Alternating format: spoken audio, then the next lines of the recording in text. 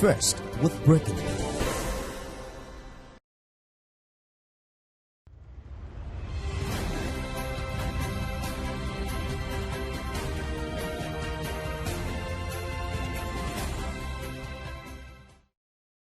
Marketing Edge on TV is a leading initiative in the business of brand management and in the management of brand business. It is a 30-minute awesome package that comprises brand news, brand and focus, industry conversation, all in a mix, encompassing in-depth and thorough analysis aimed at promoting the brand idea. Welcome. Marketing Edge on TV, promoting the brand idea. We begin with brand news, where we bring you the latest developments around the world of brands and the marketing and advertising industry in Nigeria and around the world.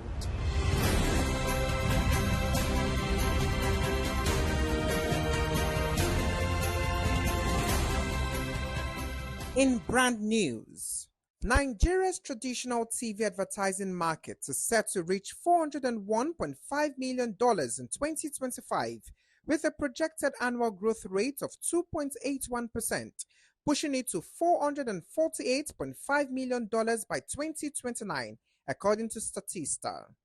Advertisers are expected to spend an average of $4.76 per viewer, reflecting the strong appeal of traditional television. By 2029, the market will surpass 92 million users, with TV and video ad spending projected to hit $604.5 million. Despite challenges like rising digital competition and high production costs, experts see these as opportunities for innovation in the evolving media landscape. Nigeria is ramping up efforts to expand internet access, aiming for 70% broadband penetration by 2025. The Nigerian Communications Commission (NCC) has launched the National Broadband Alliance for Nigeria (NBAN) to boost connectivity in schools, hospitals, and markets. The plan also targets faster internet speeds and increased investment in broadband infrastructure. Meanwhile, the NCC has approved a 50% telecom tariff adjustment tied to service quality improvements and a spectrum sharing deal between MTN Nigeria and 9Mobile to enhance coverage. Industry experts stress that multiple taxation, vandalism, and security challenges remain key hurdles to telecom expansion. CMC Connect LLP has introduced its 2025 corporate theme, Infusion Growth 2025, signaling a renewed focus on innovation, strategy, and industry leadership. Speaking at the unveiling, lead partner Yomi Badejo Okusonya described Infusion as a commitment to redefining public relations through creativity and collaboration. Managing partner Rahim Olabode emphasized the firm's resilience and ability to adapt, ensuring its continued leadership across West Africa. The announcement follows a successful 2024, during which CMC Connect secured high-profile clients, celebrated its 32nd anniversary, and won 2 prestigious La Priga Awards, including PR Agency of the Year. As the firm marks 33 years of excellence, it remains dedicated to driving growth for clients, the industry, and society. It was an evening full of inspiration, strategic networking, and knowledge sharing as the Bolaji Junaid Mentorship Program, B-Jump, kicked off its 3rd edition with a reality show-inspired format to train young marketing and advertising talents. Speaking at the event, the convener, Bolaji Junaid, revealed that 15 mentees, which include 10 in person and 5 virtual, were unveiled at a high-energy mixer in Lagos. A key highlight was a fireside chat between B-Jump founder Bolaji Junaid and industry icon Dr. Biodun Shobanjo, who shared deep insights on leadership and career growth. Mentees and mentors alike expressed their excitement, applauding the program for providing an invaluable stepping stone for aspiring advertising professionals. You must have an idea who your mentor is, either in terms of his professionalism, his attitude to life, whether you think it can actually positively impact your life. So you just don't walk in and say, oh, this is good. You must, I think, you must have looked at that individual. You must know a little bit about that individual to say, look, I want this person to be my mentor. And I am so grateful to have been chosen because this is such a once in a lifetime opportunity because where else can you find the opportunity to have access to people like this? I mean, just the experience of Dr. Biodun Shobanjo being here and then the list of the mentors, very impressive people. So I'm just pretty excited and I hope and pray that I'm able to make the best of this opportunity.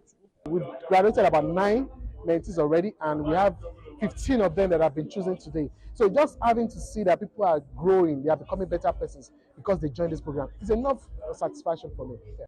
The founders said at the end of the program on April 9, 2025, the contestants will compete in the final pitch competition where the winner will receive prizes worth $1,000. Next is Branding Focus after this break.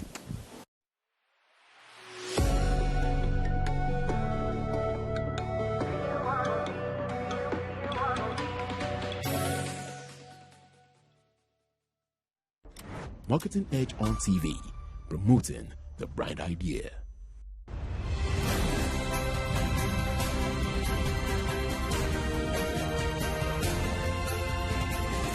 Now brand in focus. With economic challenges tightening consumer spending in Nigeria, marketing has become a blend of storytelling, cultural relevance, digital innovation, and community engagement. Brands are connecting with audiences through local narratives, leveraging cultural elements like music and festivals to build trust and loyalty in this challenging climate. The digital-first era has reshaped strategies, with platforms like Instagram, TikTok, and YouTube becoming central to campaigns. Brands are focusing on short, engaging videos, real-time interactions, and user-generated content to drive engagement. Influencers, particularly micro and nano creators, have become key players, offering relatable content that resonates with younger audiences and sparks online conversations. Experiential marketing is also evolving as brands like Maltina and Pepsi create hybrid events that combine physical activations with online trends. Youth-centric campaigns reflecting also culture and social consciousness are gaining traction, while humor-driven content continues to dominate cultural conversations. Data-driven marketing, though still developing in Nigeria, is helping brands personalize messages through platforms like WhatsApp for Business. Marketing professionals are urged to balance affordability with value while fostering community and hope. By prioritizing authenticity, creativity, and adaptability, brands can navigate uncertainties and strengthen connections in a world seeking resilience and renewal. That was Branding Focus. Today we'll be continuing the conversation with the Honorable Commissioner for Information and Strategy in Lagos State. Marketing Edge on TV, promoting the bright idea.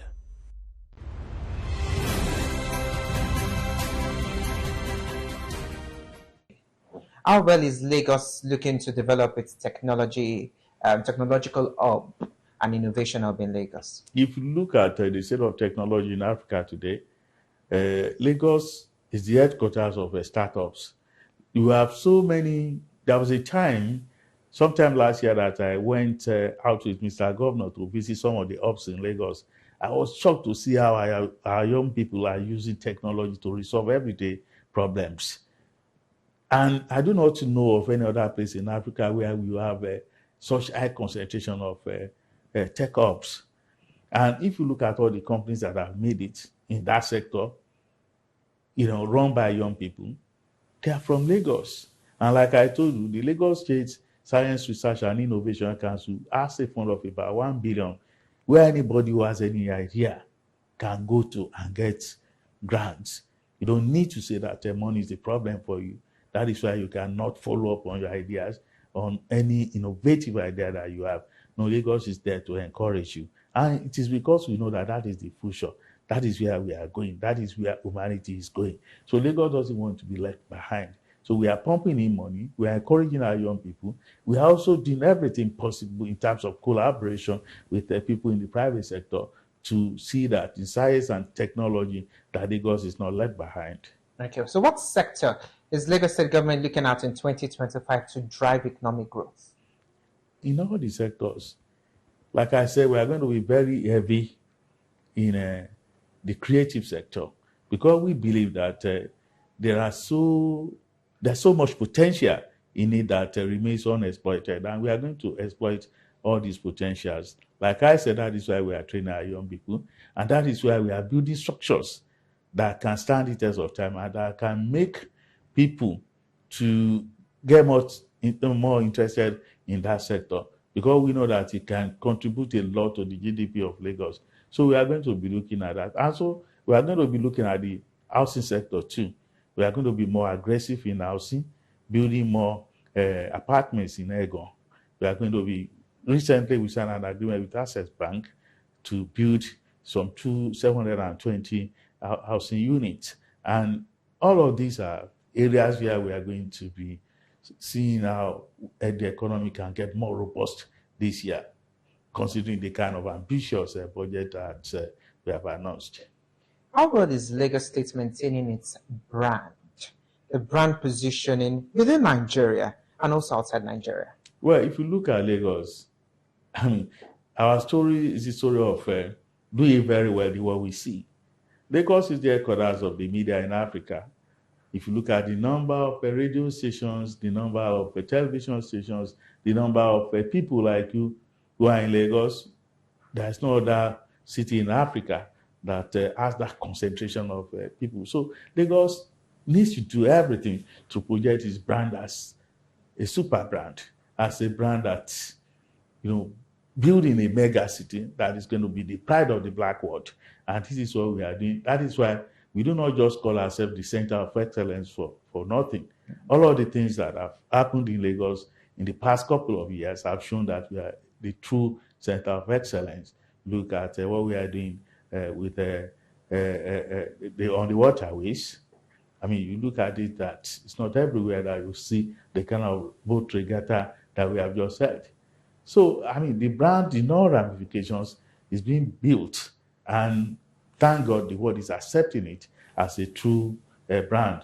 Look at the kind of shows that we put up around Christmas, the countdown that we did, and all of our young musicians who have become global figures came back home to Lagos to showcase, exhibit their talents, and to the admiration of the whole world, because it was put on television. Thank God for internet that is everywhere now. So Lagos is building itself up as a very sure brand that can match any city of its stature anywhere in the world. Yes, the governor has been commissioning so many road networks in Lagos recently. How would you say the communication technique or strategy of Lagos State has been able to connect with its residents? Because every time there's a message come out, Mr. Governor is going to commission this, you have the massive crowd there. So how would you describe the communication technique of Lagos State government? Yeah, the thing is that gone are the days when we would just sit down and say, what will speak for us.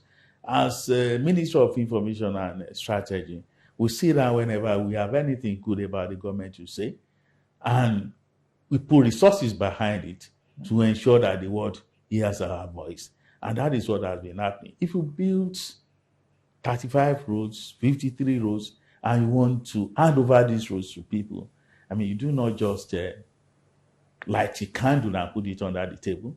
And that is what we'll be doing, using our channels to tell the government that this is what Mr. Governor is doing. And everybody wants to be part of it, because most of these things are history. We are writing history in a hurry, and people want to be part of it. I was there so years ago when Mr. Sanwo-Olu came to open this road. And these are iconic roads that have some history behind them, like the Abiola Onijemo Bridge, connecting three communities together, communities that could not link each other before, communities that were linked together by a bridge built with a plank-built wood, and people on the bridge collecting money for them to be able to pass, money that they used to maintain the bridge. And Mr. Governor said, no more, this cannot happen in Lagos. And today you see the bridge, wide, bright, well illuminated at night, and then very attractive.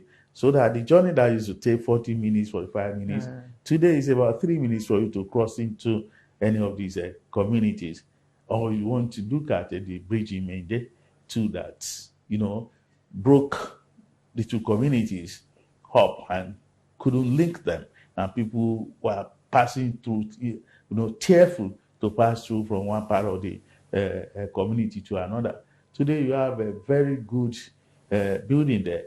All those roads in Ikeja GRA that Mr. Governor has just commissioned, or the one we commissioned about 3 days ago in Ojo, Bamarua Road, Old Ojo Road, Navy Chan Road, the Rede Road. So all of these roads, they are roads that ordinarily the people will want to come and celebrate. So every commissioner, they see it as an opportunity to appreciate what Mr. Governor is doing and to tell him to do more. So for us, it's an appreciation of what we are doing, and for the people, it's an opportunity to be part of a carnival. How would you assess the activities of your ministry, that's the Ministry of Information Strategy, as the commissioner? Well, it's very good for us to allow people to judge us and, say what we are doing well and what we are not doing well.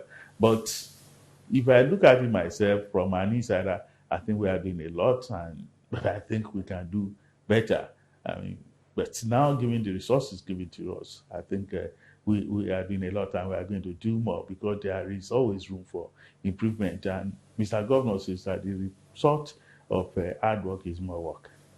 Now, looking at the new media, social media, it has given room for more spreading of fake news and all.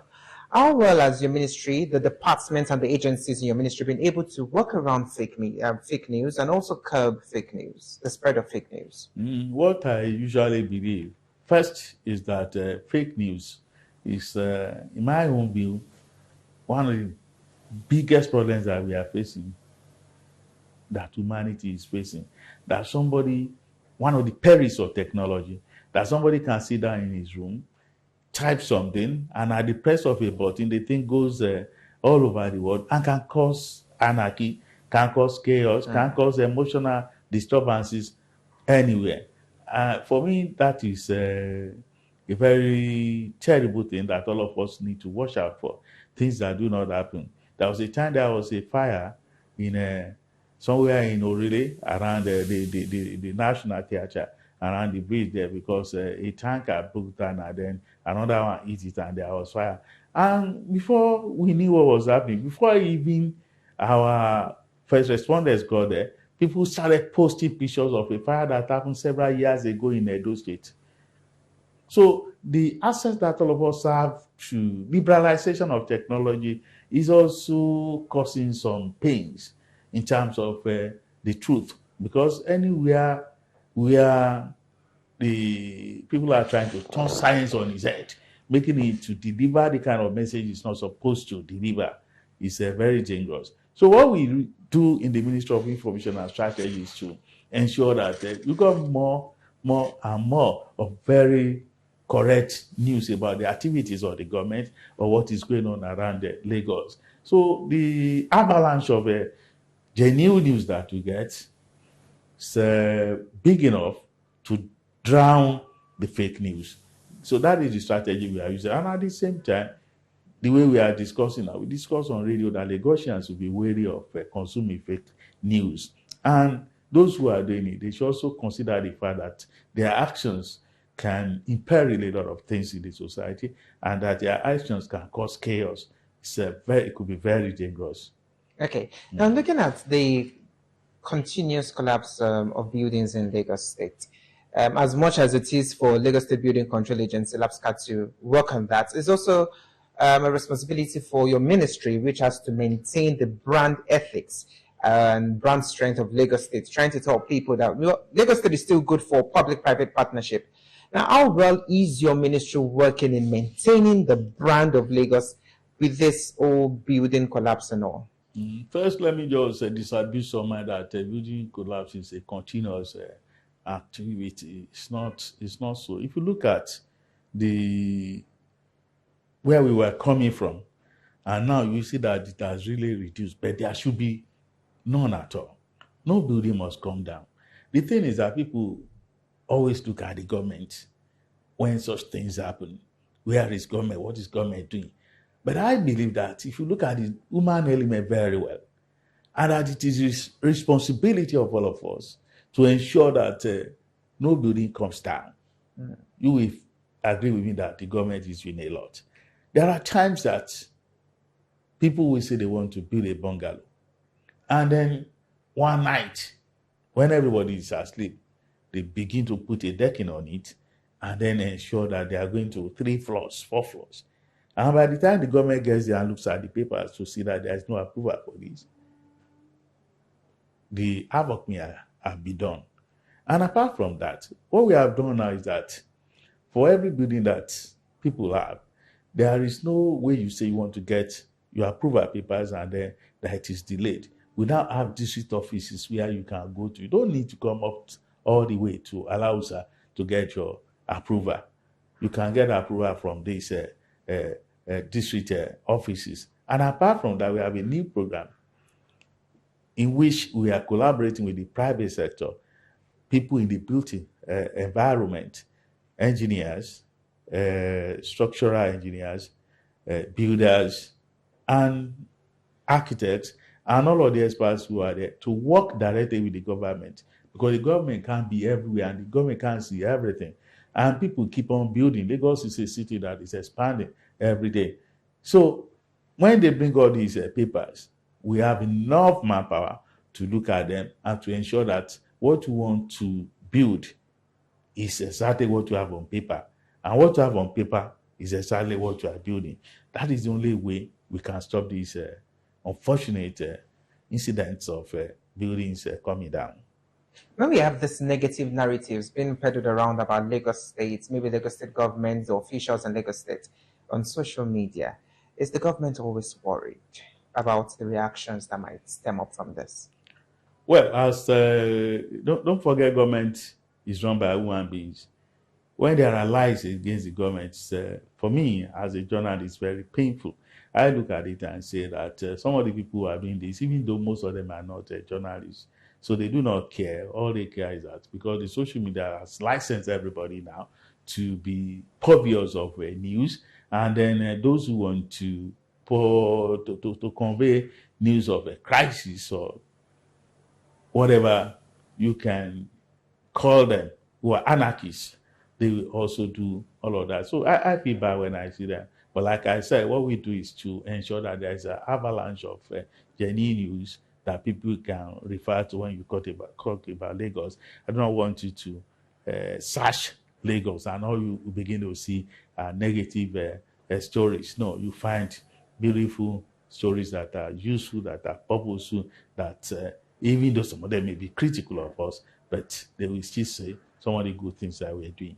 Okay, let's come all close and personal. Now, who is Mr. GBENGA OMOTOSO? Well, GBENGA OMOTOSO is a journalist, a humanist, a writer, a humorist, and a man with a family. Okay, so what's life been in Lagos? Living in Lagos, childhood in Lagos till right now. What has Lagos been? How has it defined you? Well, I wasn't born in Lagos, but I realized my potential in Lagos. Like everybody who is telling his own or her own Lagos story, I also have my own Lagos story. Lagos has been everything to me. Lagos has given me the canvas to become the artist of my own life the way I would have loved it to be. Lagos has provided me with so many opportunities to become a very good journalist and now to become a public official who is doing very well. People say so, and then who also has dreams to fulfill, because Lagos is a land of dreams. It's a land of very big dreams. That it's also a big elephant that you go in there and cut your own and see how you can do well. Provides everybody with an opportunity. It's the pride of the black man. So I believe that Lagos has been good to me and will be good to me. Thank you very much for giving us the opportunity to have this conversation with you. It's been an interesting conversation. Thank you so much. I appreciate your coming. Thank you. So we've been talking with the Honorable Commissioner for Information and Strategy in Lagos State, GBENGA OMOTOSO. Many thanks for watching. I am Babumi Agbibi.